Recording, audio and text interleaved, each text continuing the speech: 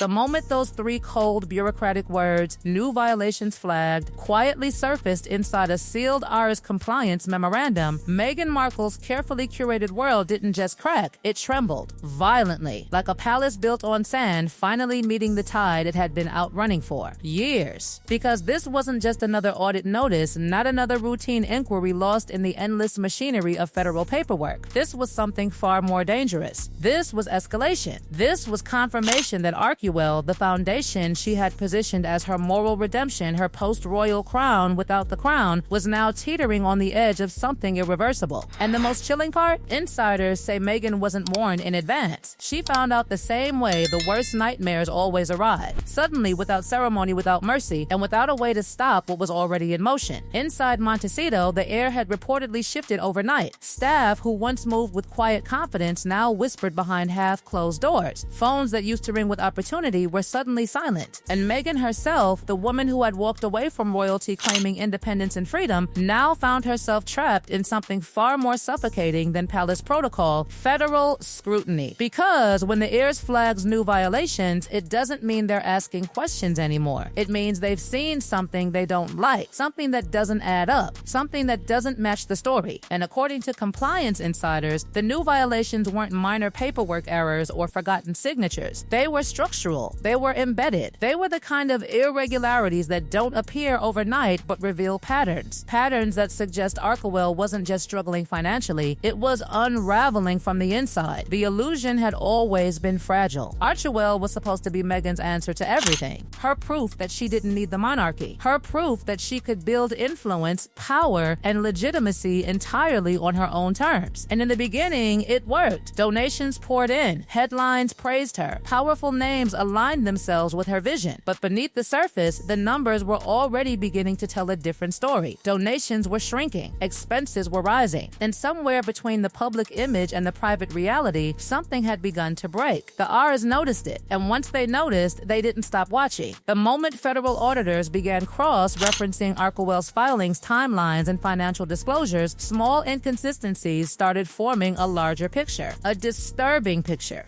One that raised uncomfortable questions not just about where money went, but about how Archewell presented itself to donors, partners, and the public. Because Archewell wasn't just another nonprofit. It was built on symbolism. It was built on legacy language, royal proximity, and the lingering aura of the crown. And now that aura was being dissected under fluorescent lights in federal offices thousands of miles away from Montecito's calm exterior. Meanwhile, inside royal circles, the reaction was colder than anyone expected. There was no defense, no quiet intervention, no attempt to soften the narrative. Instead, there was distance, calculated, deliberate distance. The palace had already begun reinforcing what insiders described as an institutional firewall, making it unmistakably clear that Archewell's operations existed entirely outside royal authority. And that firewall wasn't built overnight. It had been forming slowly, brick by brick, ever since Meghan and Harry stepped away from royal duties and began reshaping their identities into something new. Something commercial, something independent, something the monarchy could no longer control or protect. For Meghan, the emotional weight of that distance reportedly hit harder than the investigation itself, because scrutiny can be fought, lawyers can be hired, statements can be issued, but abandonment is silent. It doesn't argue, it doesn't negotiate, it simply leaves you standing alone. And that's exactly where Meghan now stood, alone, facing questions that couldn't be answered with carefully crafted interviews or curated public appearances. Behind the scenes, crisis discussions intensified. Legal advisors scrambled to assess the scope of the flagged violations. Financial consultants re-examined Archewell's internal structure, searching for vulnerabilities, searching for exposure, searching for anything that could contain the damage before it spread further. Because the moment new violations are flagged, the clock starts ticking. Deadlines tighten, pressure builds, and the margin for error disappears. What made the situation even more volatile was the timing. Archewell had already been facing declining donor confidence, declining engagement, and growing skepticism about its operational transparency.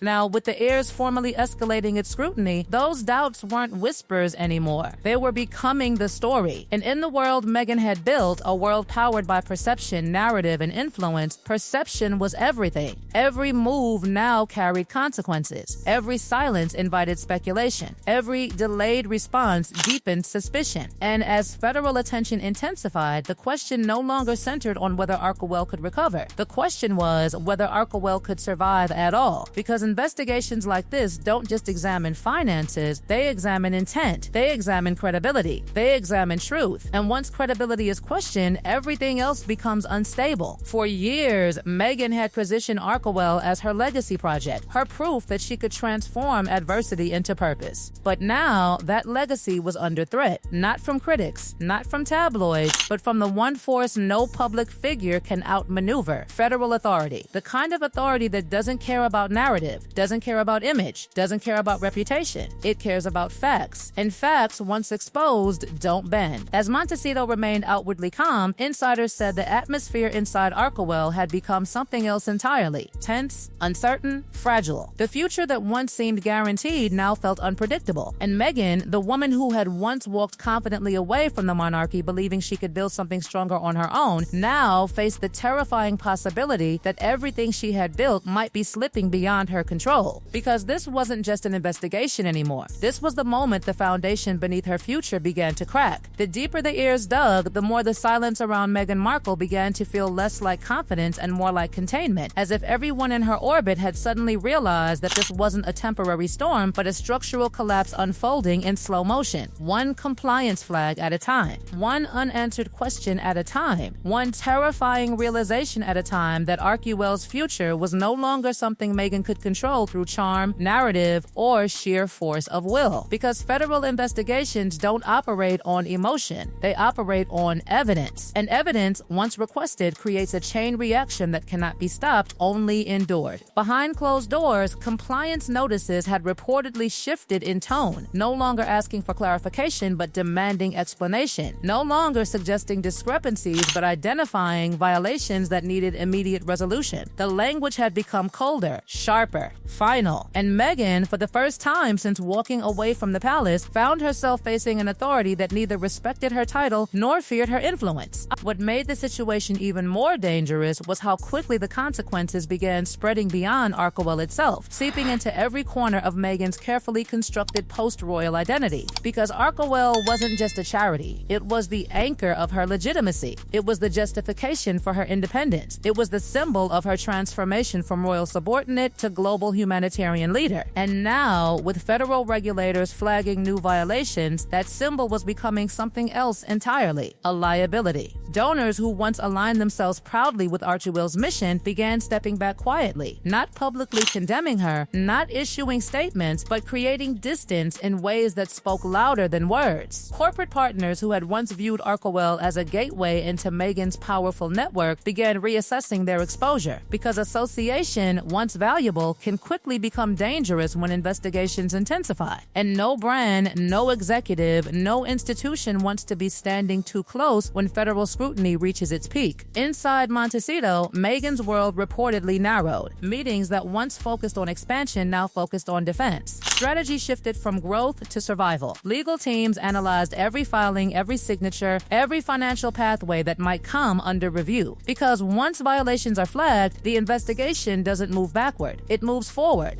methodically, relentlessly. And the deeper it goes, the harder it becomes to contain the fallout. Meghan, who had once controlled her narrative with precision, now found herself reacting instead of directing, responding instead of leading, waiting instead of advancing. And waiting, for someone who had built her entire life on momentum, was perhaps the most suffocating position of all. At the same time, royal insiders reportedly observed the situation from a distance with a detachment that bordered on indifference. There were no quiet messages of reassurance, no signs of reconciliation, no effort to intervene. Because the monarchy had already made its position clear, Archewell existed outside its protection. And now, as federal scrutiny intensified, that distance became its shield. The firewall between Meghan and the crown was no longer symbolic. It was operational. And that firewall ensured that whatever consequences emerged would belong entirely to her.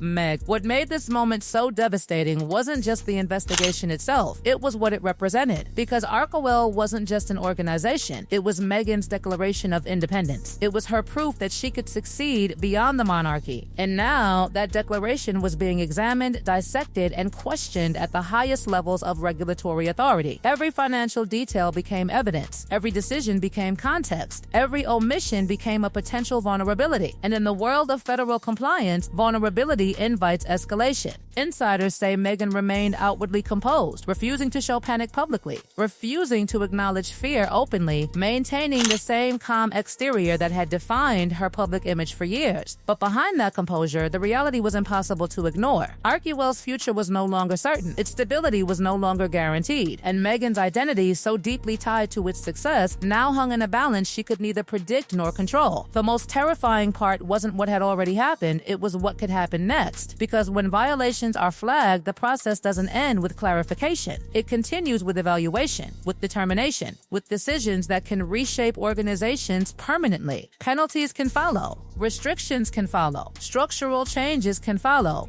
And once those processes begin, they create consequences that ripple outward, affecting reputation, credibility, and influence in ways that cannot be undone. For Meghan, the stakes weren't just financial, they were existential. Because Archewell wasn't just her foundation, it was her future. It was the platform she had built to redefine herself beyond royal life. And now, that platform was under threat from the one force that operates beyond influence, beyond narrative, beyond control, federal authority. As weeks passed, one truth became impossible to ignore. The fairy tale Meghan had rewritten for herself, the story of independence, empowerment, and unstoppable ascent, was no longer hers alone to tell. It was being rewritten by forces she could not see, could not influence, and could not escape. And as Archewell's future hung in doubt, Meghan Markle faced the most dangerous chapter of her post-royal life. Not a battle against critics, not a battle against the palace, but a battle against reality itself. Because in the end, titles can be left behind, palaces can be abandoned, narratives can be rewritten. But when federal scrutiny begins, there is nowhere left to run.